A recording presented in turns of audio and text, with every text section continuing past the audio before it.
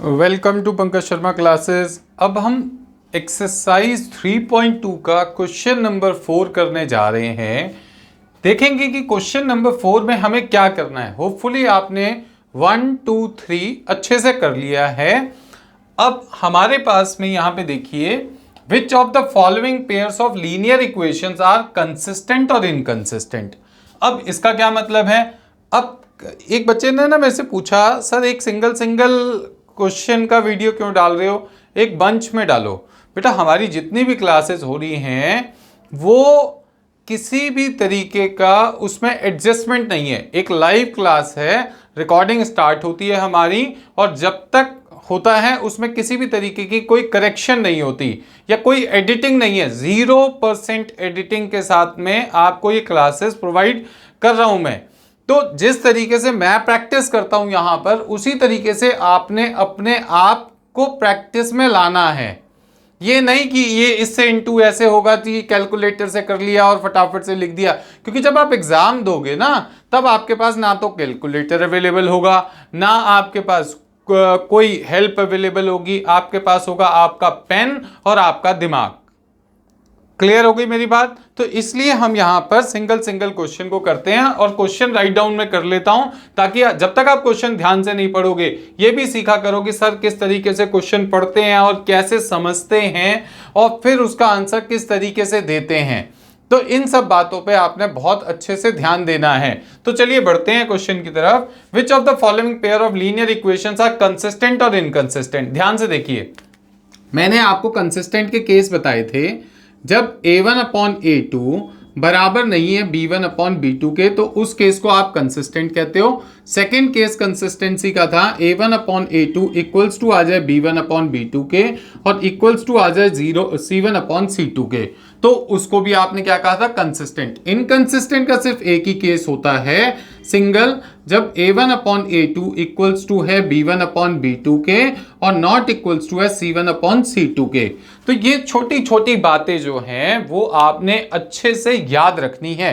देखो जब तक आप याद नहीं करोगे, ये कहना बहुत आसान होता है कि कुछ भी याद नहीं करना होता। मैथ्स में तो सबसे ज्यादा याद करना होता है, हर एक फॉर्मूला याद करना है, हर एक क्वेश्चन को करने का तरीका याद करना है। अब देखिए आपके पास में इन्होंने दो इक्वेशंस प्रोवाइड कर दी। पहले तो ये चेक करना कि कंसिस्टेंट है या इनकंसिस्टेंट है। जो कंसिस्टेंट होगा उसका ग्राफ बनाना है और जो इनकंसिस्टेंट होगा उसको छोड़ देना है, उसका कुछ नहीं करना आपने। अब देखिए इस इक्वेशन को ठीक से लिखोगे तो x plus y minus 5 is equals to 0, और यहां पे 2x प्लस में 2y minus 10 is equals to 0। अब इस इक्वेशन से मुझे मिलेगा a1 b1 c1। अब ध्यान दो, a1 का मतलब x का कोफिशिएंट, x का कोफिशिएंट है 1, y का कोफिशिएंट है 1, और यहां पे c1 जो है कांस्टेंट टर्म -5। अब आपके पास यहां से मिलेगा a2 b2 c2। अब आप a2 को देखोगे तो 2, b2 को देखोगे तो 2 और c2 को देखोगे तो आपके पास वैल्यू मिल गई -10। होपफुली आपको मेरी बात यहां तक समझ आ गई होगी कि मैंने किस तरीके से वैल्यूज को निकाला है। अब देखो आप निकालोगे a1/a2, वो आपके पास आएगा 1/2। आप निकालोगे b1/b2, वो भी आपके पास आएगा 1/2। आप निकालोगे c1/c2, वो आपके पास है -5 डिवाइडेड बाय -10, माइनस से माइनस कैंसिल हो गया, 1 और 2 हो गया, तो यहां पर आपके पास 1/2 आ गया। अब एक छोटी सी बात और समझते हैं कि आपके पास में यहां पर आप क्या करोगे, ऐसे लिखोगे यहां पर हेयर, आपके पास में a1/a2 इक्वल्स टू है b1/b2 के इक्वल्स टू है c1/c2 के। अब देखो तीनों इक्वल हैं कि नहीं है, इक्वल हैं। अगर तीनों इक्वल हैं तो इस वाले केस से आपके मैच कर गए, अगर इस वाले केस से मैच कर गए तो ये क्या हो गया, कंसिस्टेंट हो गया। तो यहां पे आप क्या लिखोगे, कंसिस्टेंट पेयर ऑफ इक्वेशंस। अब कंसिस्टेंट पेयर ऑफ इक्वेशंस आपके पास में आ गई।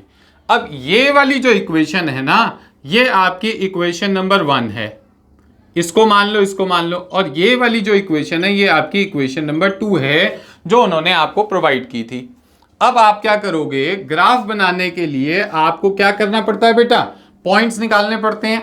तो यहां पर आप क्या करोगे, for equation number 1, equation number 1 के लिए पॉइंट निकालने, इक्वेशन 1 ले लो पहले, x plus y equals to कितना ले लोगे, 5 ले लोगे। अब ध्यान दो, जब आप इसका सॉल्यूशन सेट बनाओगे तो ऐसे लिखोगे और यहां पर आपके पास में x आ गया और y आ गया। अब मैंने आपको सिखाया था आप x की वैल्यू 0 पुट करो। इस इक्वेशन में जब आप x की वैल्यू 0 पुट करोगे तो आपको y की वैल्यू मिलेगी 5। ये आप खुद करके देखना। अगर किसी को दिक्कत है तो इससे पिछले जितने क्वेश्चंस मैंने कराए हुए हैं पहले उनकी प्रैक्टिस कर लेना। ये आपने डायरेक्ट निकालना है। मैं एक बार फिर से निकाल देता हूं कि अगर आपने पुट करा x इज इक्वल टू 0 तो 0 प्लस में y इज इक्वल टू 5 आ गया, तो y की वैल्यू 5 आ गई। 0 क्यों लिख दिया? क्योंकि x की इक्वल टू 0, तो 0 से रिप्लेसमेंट डाल देंगे उसकी, तो y की वैल्यू 5 आ गई। सेम बात पुट करोगे y इक्वल टू 0 तो x प्लस में 0 इज इक्वल टू 5, तो आपकी x की वैल्यू कितनी आ गई? 5 आ गई। तो यहां पर आपने y को 0 पुट करा, ये आपके पास में कितना आ गया? 5 आ गया। इक्वेशन नंबर 1 के आपके पॉइंट्स निकल आए। सेम बात आप यहां पे करते हो फॉर इक्वेशन नंबर 2। अगर 2 के लिए बात कर रहे हो तो 2 वाली इक्वेशन को पकड़ो। 2 वाली इक्वेशन 2x प्लस में 2y इज इक्वल टू कितना है बेटा? 10 है। तो आपके पास में इसका भी बॉक्स बनाओगे इस तरीके से, यहाँ पे x और यहाँ पे y। अब आपने यहाँ पर भी पुट कर दिया x इज इक्वल टू 0 और यहाँ पर भी आपने पुट कर दिया y इक्वल टू 0। अब देखो यहाँ पे 2 इंटू 0 प्लस में 2y इज इक्वल टू 10। अगर 2y इक्वल टू 10 है तो y की जो वैल्यू है वो कितनी आ जाएगी? 5 आ जाएगी, क्योंकि 2 से डिवाइड करोगे 10 को तो 5 आएगा। x की वैल्यू आपने 0 पुट करी, y की वैल्यू आपको 5 मिल गई।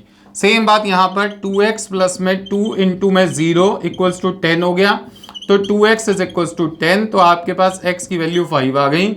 ये आपकी बात इसने 0 पुट करा, इसको 5 कर दिया। इसका मतलब ये हुआ, जब आपने ध्यान से देखोगे तो दोनों के जो पॉइंट्स हैं वो बिल्कुल डिट्टो सेम आ गए, डिट्टो सेम आ गए। तो अगर ये तीनों सिचुएशन कभी भी इक्वल आती हैं तो उसको इनफिनाइट मैनी सॉल्यूशन बोलते थे। और इनफिनाइट मैनी सॉल्यूशन में मैंने आपको सिखाया था कि एक सिंगल लाइन बनती है, मतलब दूसरी लाइन भी उसी के ऊपर बन जाती है।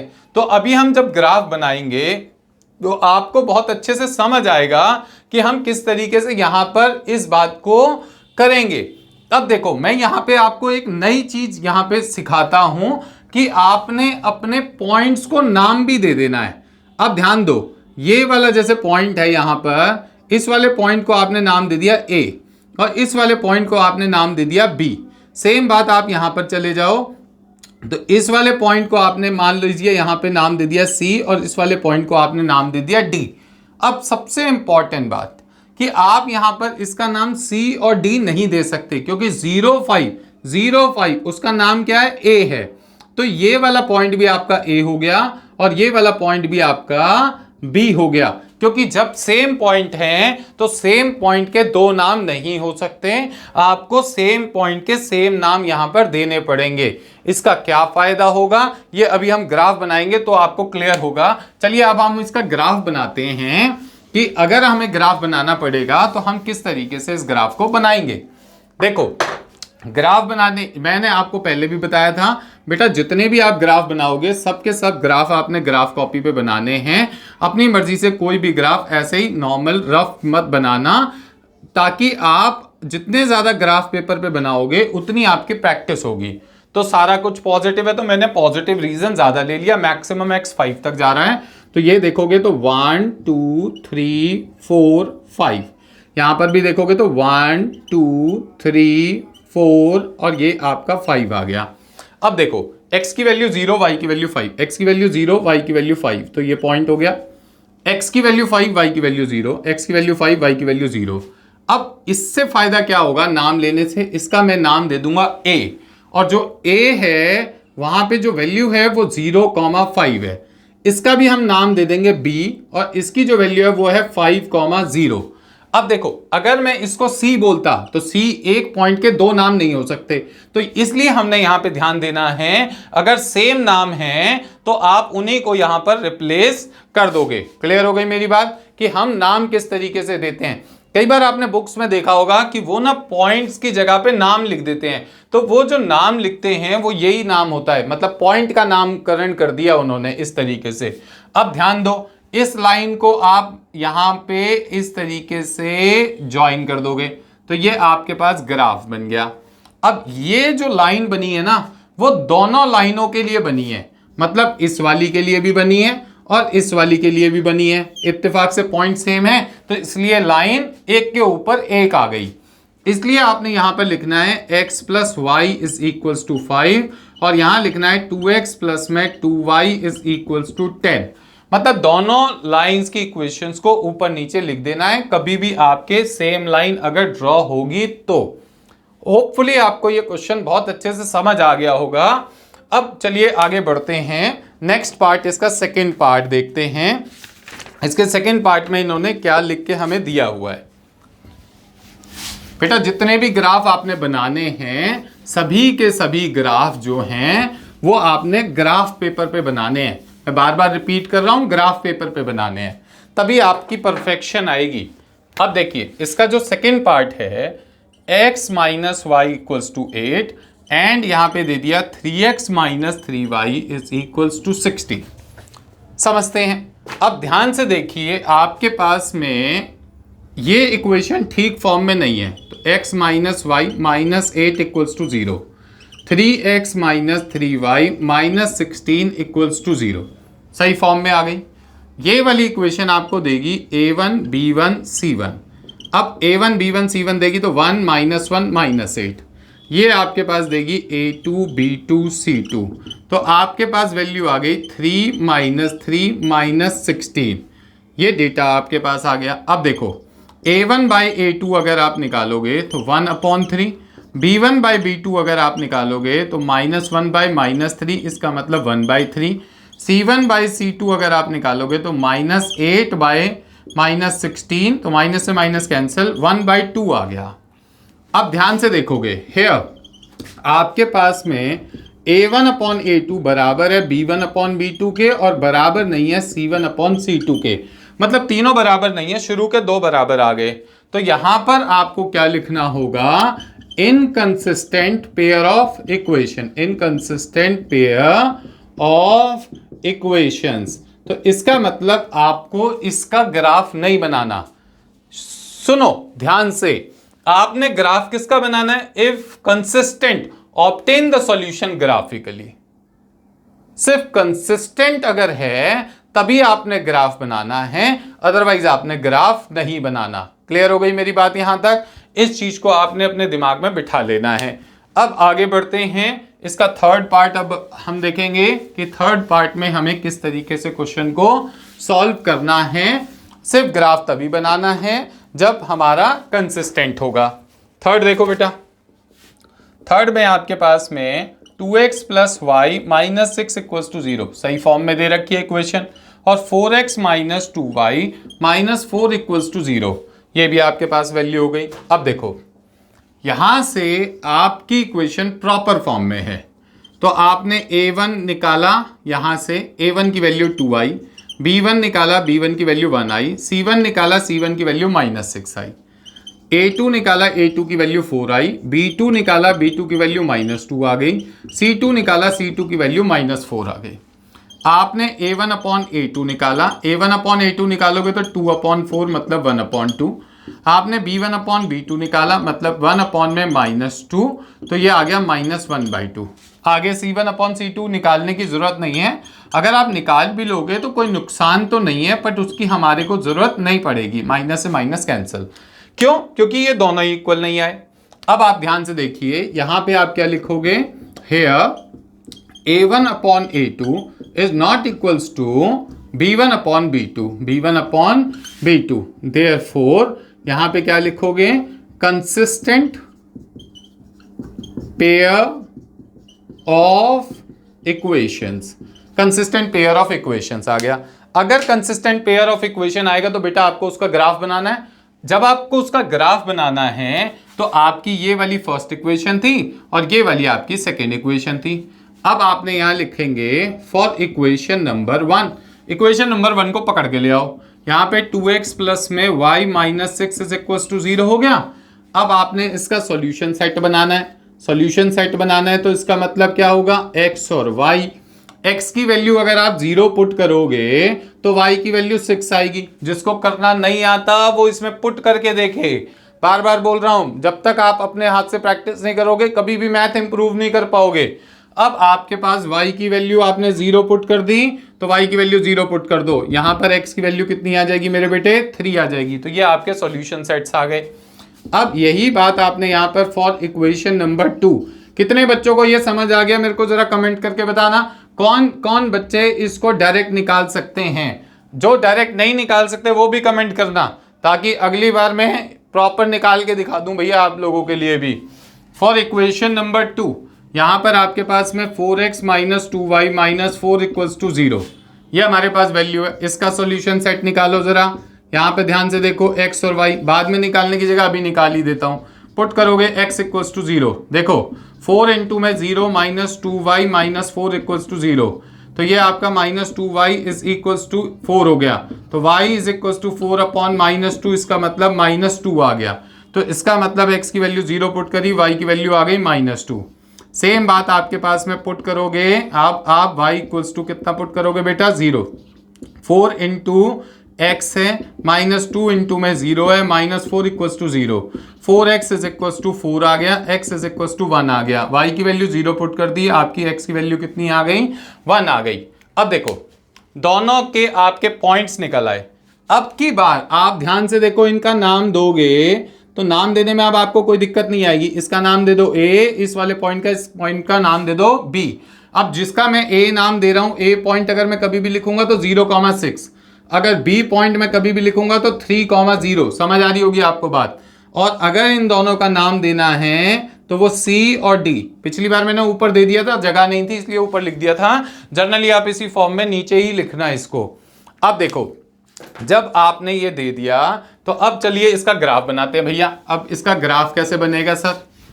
ग्राफ बनाने के लिए सिंपल सी बात है, एक ग्राफ पेपर ले लेना, उसमें इस तरीके से एक्सिस ड्रॉ कर लेना। ये वाला जो है ये एक्स एक्सिस होता है, ये हमारा वाई एक्सिस हो गया। यहाँ एक्स लिख दिया, यहाँ एक्स डैश लिख दिया, वाई लिख दिया, माइनस वाई भी लिख सकता हूँ, वाई डैश भी लिख सकता हूँ, जो दिल करे वो लिख लेना। 0 आ गया यहाँ पर। अब देखो x की मैक्सिमम वैल्यू कहां तक जा रही है? 1 3 तक जा रही है, तो 1 2 3। अब x की नेगेटिव वैल्यू है ही नहीं। y की मैक्सिमम वैल्यू कहां तक जा रही है? 6 तक जा रही है, तो यहाँ पे 1 2 3 4 5 6 ये आ गया। और नेगेटिव वैल्यू -2 तक, तो ये आ गया -1 और -2।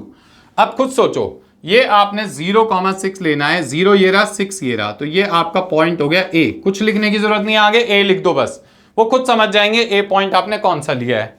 अब 3,0 है, तो ये वाला पॉइंट मेरे बेटे आपका आ गया B। अब आपके पास में इन दोनों पॉइंट्स को मर्ज करोगे तो आपकी एक लाइन बन गई। इस लाइन के ऊपर इस लाइन की इक्वेशन लिख दो, वो है 2x plus y minus 6 equals to 0। काम खत्म। अगली बात ये आती है 0, -2, तो 0, -2 ये पॉइंट का नाम दे दो C। उसके बाद है आपका 1,0, 1,0 ये आपका पॉइंट हो गया D। अब ध्यान से देखो, इस पॉइंट को मर्ज करते हुए लाइन को ड्रॉ करोगे तो ये लाइन ड्रॉ हो गई। इस लाइन के ऊपर ये इस लाइन की इक्वेशन क्या आती है? 4x माइनस 2y माइनस 4 इज इक्वल्स टू कितना आ गया? 0। अब समझ आ गया ग्राफ कैसे बनाना है। जब आप ग्राफ कॉपी में बनाओगे बहुत बढ़िया सा बनेगा। ध्यान से आपने इसकी प्रैक्टिस करनी है। चलिए इसका लास्ट पार्ट देखते हैं, फोर्थ पार्ट। होपफुली अब आप 3 पार्ट्स करने के बाद में फोर्थ पार्ट खुद से कर सकते हो। मुझे इसमें कोई शक नहीं है, जिन बच्चों को ये तीनों पार्ट ढंग से समझ आ गए उनको फोर्थ पार्ट करने में कोई दिक्कत परेशानी होगी। फिर भी देख लेते हैं। चलिए फोर्थ पार्ट में आपके पास में यहाँ लिखा हुआ है 2x माइनस 2y माइनस 2 इज इक्वल्स टू 0 एंड आपके पास में 4x माइनस 4y माइनस 5 इज इक्वल्स टू 0। काम देखते हैं। अब देखो आपके पास में ऑलरेडी बहुत बढ़िया फॉर्म में दे रखी हैं दोनों इक्वेशंस। यहाँ से a1 b1 c1 तीनों निकाल लेंगे। ये 2 आ गया, ये -2 आ गया, ये -2 आ गया। यहाँ से a2 b2 c2 ये भी तीनों निकाल लेंगे। ये 4 आ गया, -4 आ गया, -5 आ गया। अब ध्यान दो, a1 अपॉन a2 जब आप निकालोगे तो 2/4 मतलब 1/2। b1 अपॉन b2 जब आप निकालोगे तो -2 अपॉन -4 मतलब कि 1/2। c1 अपॉन c2 जब आप निकालोगे तो -2 अपॉन में -5, माइनस से माइनस कैंसिल, 2/5 लिख देंगे। समझ आ गई मेरी बात यहाँ तक? अब आपने क्या देखा, कि यहां पर आपके पास में हेयर A1/A2 बराबर है B1/B2 के, बट बराबर नहीं है C1/C2 के, तो बराबर नहीं है, तो इसका मतलब ये इनकंसिस्टेंट वाला केस हो गया। इनकंसिस्टेंट वाले केस में तो हमें ग्राफ भी नहीं बनाना, तो अब यहां पे क्या लिख देंगे, इनकंसिस्टेंट पेयर ऑफ इक्वेशंस। तो होपफुली आपको क्वेश्चन नंबर 4 बहुत अच्छे से आ गया होगा। जिन्होंने अभी तक हमारा चैनल सब्सक्राइब नहीं करा है वो सब्सक्राइब भी करें और अपने फ्रेंड्स के साथ शेयर भी कर सकते हैं। Thank you very much.